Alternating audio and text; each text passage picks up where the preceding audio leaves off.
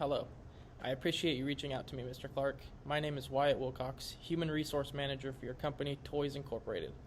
And I have been made aware by our company's lawyer, Mr. Evans, that you wanted me to put together a short presentation in light of the recent Brainchild incident, and I know you are meeting with your managers here shortly.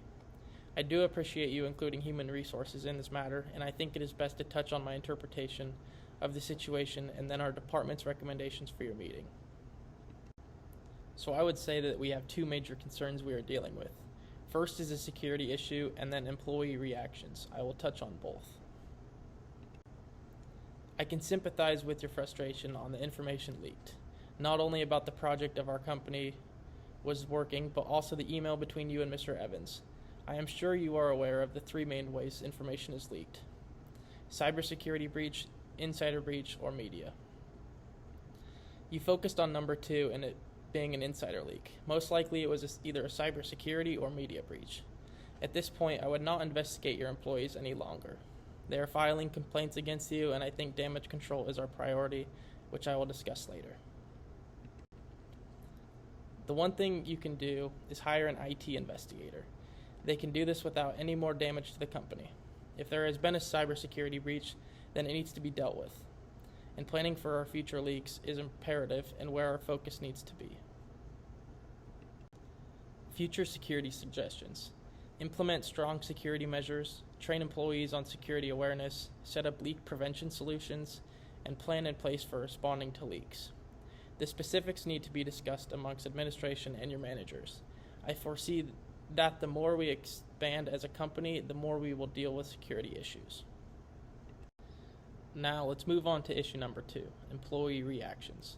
This is where my expertise lies. My suggestion would be to call a face-to-face meeting with managers and HR present, apologize, be concise, direct, and transparent with emotions, let them know you were afraid, angry, etc.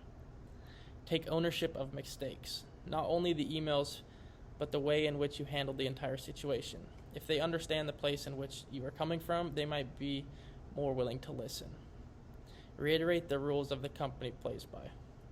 Although you want to be transparent, you also need them to see your strength and that there are rules and they need to be followed. A few more suggestions would be to explain the new security measures put in place. Tell them you need their help with this and their suggestions, that you know that they are creative problem solvers.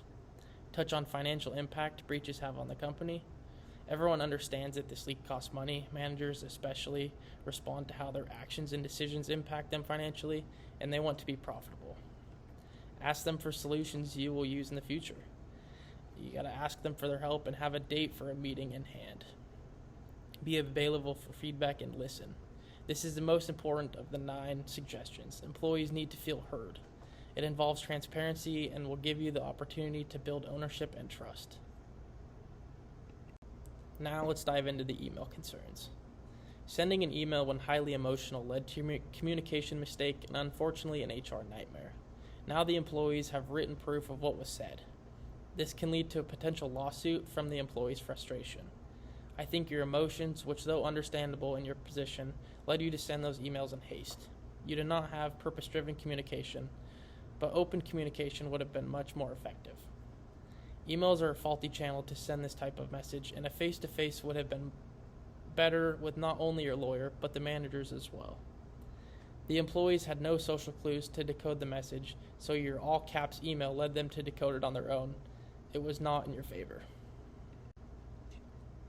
What I think we can learn from this is that face-to-face is crucial when there are strong emotions. If face-to-face is not possible, use video conferencing platforms such as Zoom. Seeing the person is important. My suggestion for all employees is to follow these steps when faced with an emotional situation. Cool down before communicating. High channel richness. Permits direct experience. Multiple information cues. Immediate feedback. Personal focus. And last but not least, please always reach out to myself or any of my team members in human resources, and we would be more than happy to help with facilitating meetings of any kind. We are here to help. I know your meeting is coming up soon, so this presentation has been sent over to you and Mr. Evans as requested. If there are no questions before our manager's meeting, I will see you then. Thank you for reaching out.